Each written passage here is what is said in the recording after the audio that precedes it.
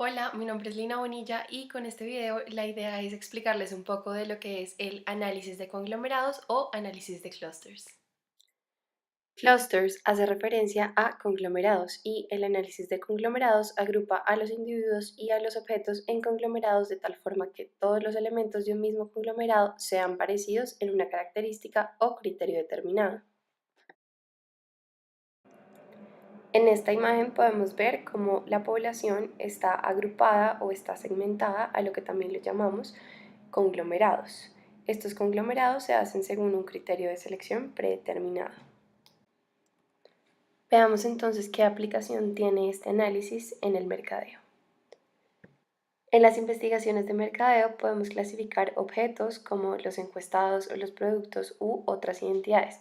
Entonces, de esta manera, cada objeto es muy parecido a los que hay en el conglomerado con respecto a algún criterio o alguna característica que ya ha sido establecida. Consideremos el siguiente ejemplo. Un investigador puede creer que las actitudes hacia el consumo de azúcar normal frente al consumo de azúcar light podría utilizarse para separar a los consumidores de azúcar en grupos. Acá entonces el análisis cluster me puede clasificar a los consumidores de azúcar por sus actitudes hacia el azúcar normal y el azúcar light, y los conglomerados resultantes pueden perfilarse mediante diferencias o similitudes demográficas. Hay ciertas generalidades de las cuales no nos podemos olvidar al hablar de análisis de conglomerados. La primera es un análisis descriptivo, la segunda es ateórico y la tercera es no inferencial. Por esta última razón es que se utiliza fundamentalmente como una técnica exploratoria. Se esperaría entonces que los conglomerados puedan mostrar un alto grado de homogeneidad interna y un alto grado de heterogeneidad externa. Sin embargo, esto no siempre sucede.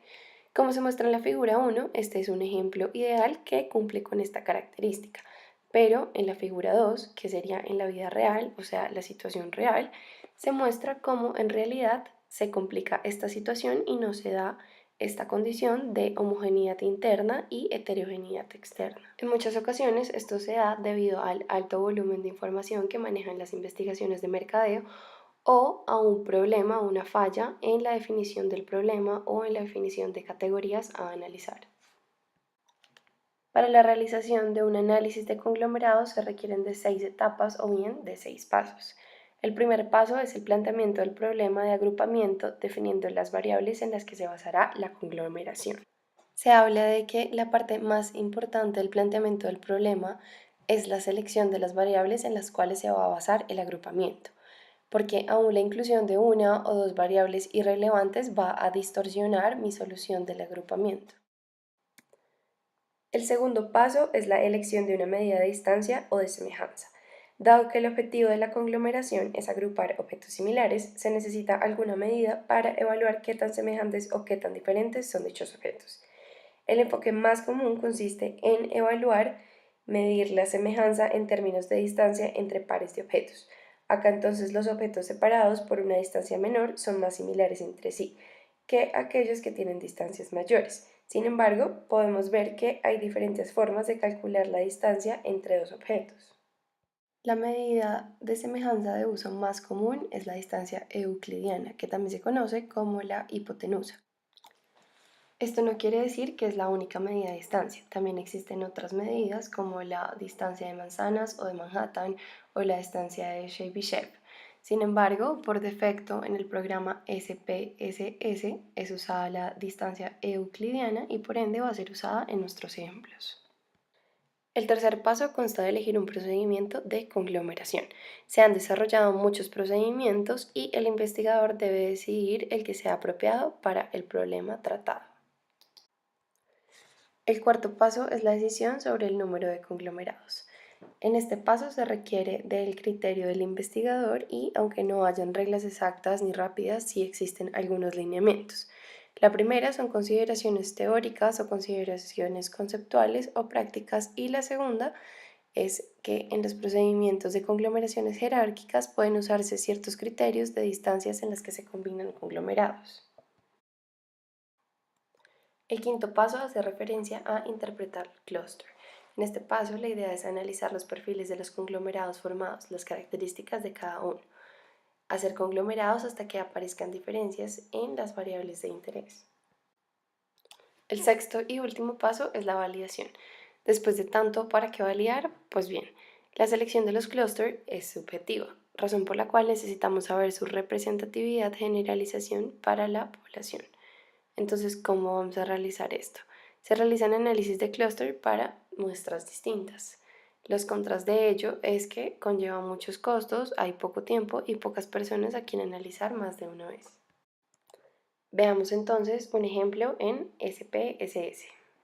Una vez tenemos entonces nuestro programa SPSS, vamos a considerar el siguiente ejemplo.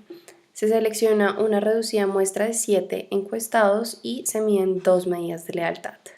La primera, la lealtad a la tienda, y la segunda, la lealtad a la marca, variable número 1 y variable número 2. Estas variables las podemos ver acá en esta pestaña que dice vista de variables, las cuales corresponden a lo dicho anteriormente. Variable número 1, lealtad de la tienda, y variable número 2, lealtad de la marca. Para cada encuestado en una escala de 0 a 10. Entonces, una vez tenemos nuestro ejemplo, vamos a definir nuestro objetivo, que es definir la estructura de los datos colocando las observaciones más parecidas en grupo. Pero sin embargo, para poder llevar a cabo esta tarea tenemos que preguntarnos y tratar tres cuestiones básicas. En primer lugar es cómo vamos a medir la similitud. En segundo lugar es cómo formamos los conglomerados y en tercer lugar se refiere a cuántos grupos vamos a formar. Entonces, para la primera pregunta de cómo vamos a medir la similitud, esta va a corresponder entonces a la medida euclidiana o a la distancia euclidiana, que además es la que por defecto viene con el programa SPSS. Para la segunda pregunta de cómo formamos entonces nuestros conglomerados, lo vamos a hacer a partir de el método o procedimiento jerárquico, dado que este se opera paso a paso para formar un rango completo de soluciones clúster, que también se conoce como un método aglomerativo. Entonces, vamos a dirigirnos a la pestaña que dice analizar. En analizar nos vamos a ir a esta otra pestaña que dice clasificar y nos vamos a dar cuenta que existen diferentes tipos de clúster. Sin embargo, como lo definimos anteriormente, nos vamos a ir por el clúster jerárquico. En clúster jerárquico tenemos entonces a este lado nuestras variables a analizar y en estadísticos vamos a definir y activar las pestañas de historial de conglomeración y matriz de proximidades. Asimismo, en gráficos necesitamos que esté activada la pestaña de dendrograma, que es como el gráfico por defecto del clúster. Y finalmente el método.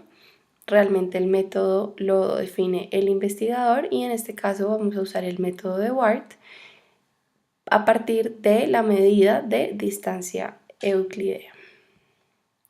Damos en continuar, aceptar y esto nos lleva entonces a nuestro documento de resultados, donde vamos a tener el resumen de procesamiento de datos, la matriz de proximidades, el historial de conglomeración, nuestros casos en gráfico y nuestro dendrograma.